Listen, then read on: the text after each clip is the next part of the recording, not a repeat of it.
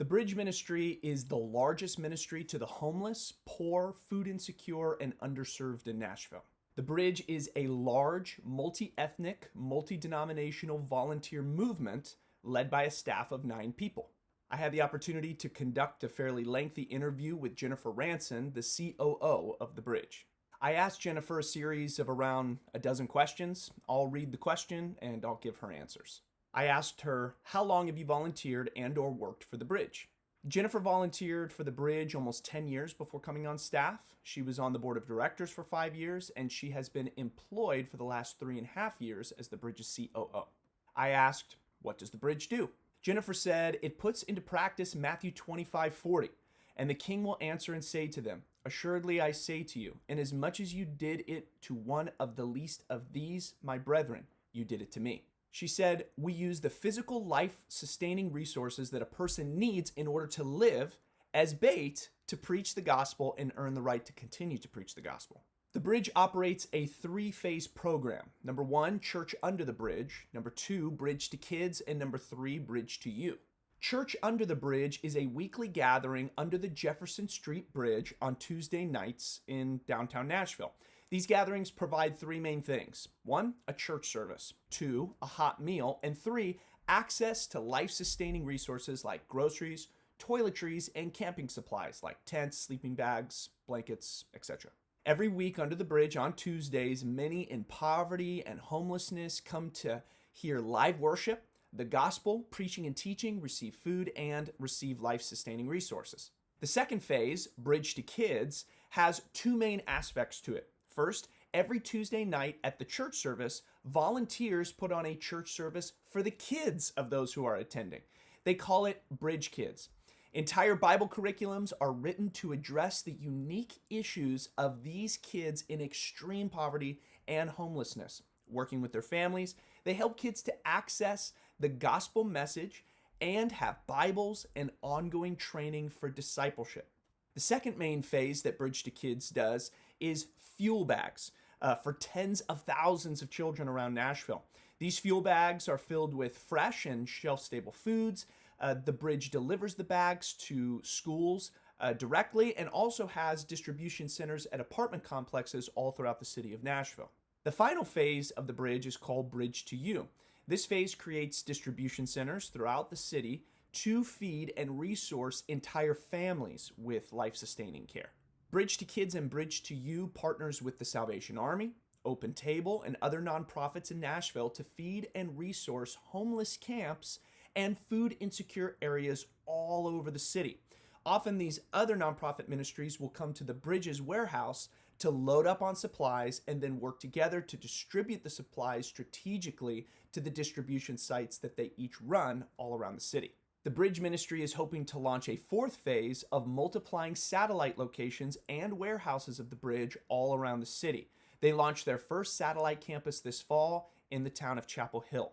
The next question I asked is, how and why was the Bridge started? Jennifer shared about the Bridge's founder. Her name is Candy Christmas. Yes, Candy Christmas is her actual name. Candy lived the first part of her life as a successful Southern gospel singer, traveling around the world to share the gospel. As an adult, married with children and transitioning off the road, Candy found herself in a dark depression. She was so depressed at one point that her doctors recommended she be institutionalized. She asked the doctors for a little more time to pray about direction. Candy describes herself in that season as a shell of a person, or the walking dead. A repairman at her home noticed her heaviness of spirit, and he invited Candy to join him in feeding the homeless under the Jefferson Street Bridge in downtown Nashville. Candy, a native of Louisiana, made the biggest pot of jambalaya she could make. That week, she fed 7 homeless men. The next week, she brought a bigger pot of jambalaya and fed 15. Well, she kept buying bigger cooking pots, and the number of poor and homeless people drastically increased whom she was able to feed and serve. Candy started getting her friends together and organizing larger feeding events. After a few months of serving the homeless, her husband asked her, Candy, can you see that you're not depressed anymore? Jennifer says that God healed Candy's heart through serving the least of these. And to this day, Candy walks in complete healing from that depression and now helps thousands of people every week in our city find the help and healing they need. The next question I asked Jennifer was this: ethically, why should the bridge exist? Jennifer said, ethics, among many things, are moral principles that govern behavior. As a Christ follower, those principles should be anchored in the Word of God. The Word shows us over and over the priority of God to care for society's vulnerable, like widows, orphans, the stranger, and especially the poor. She said, when we do good to the least of these, we are doing good to Jesus. Can you really serve Jesus and not serve the poor?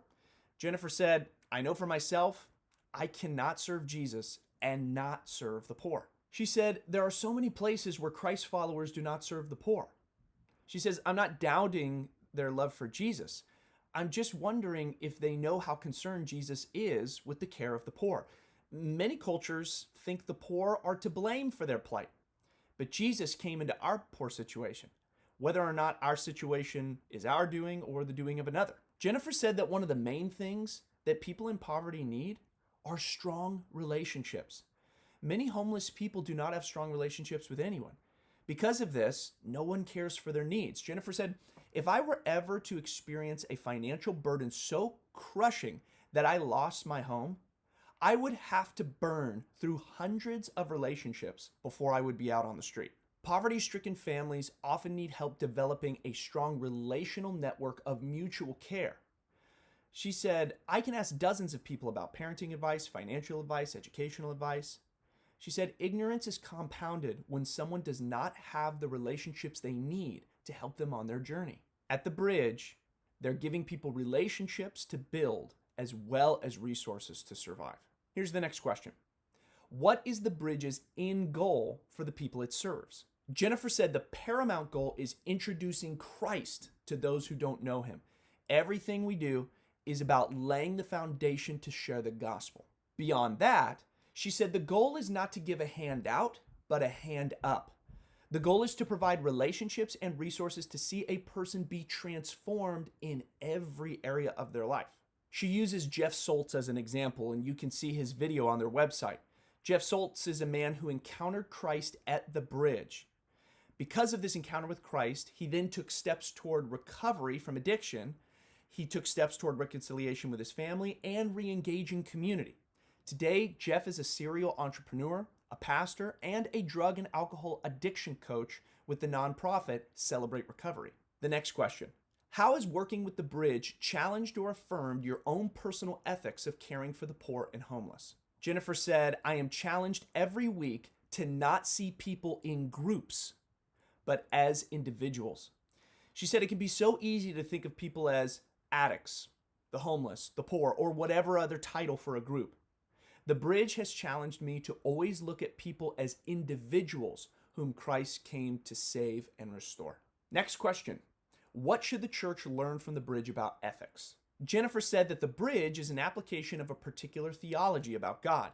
Jennifer herself is an ordained pastor who worked on church staffs for over 20 years. And she said that the church often gets so caught up caring for those inside its four walls that it forgets about the least of these. Next question. What are some of the Bridge's main ethical challenges?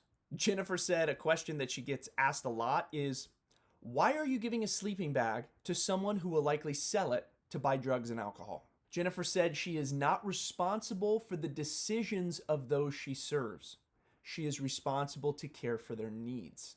The Bridge makes adjustments when their care is being abused.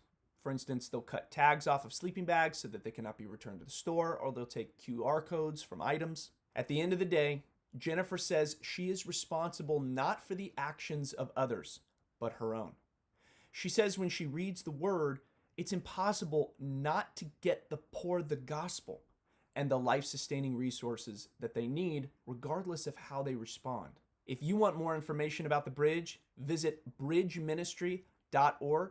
Thanks for listening, and thanks for praying for and supporting the Bridge.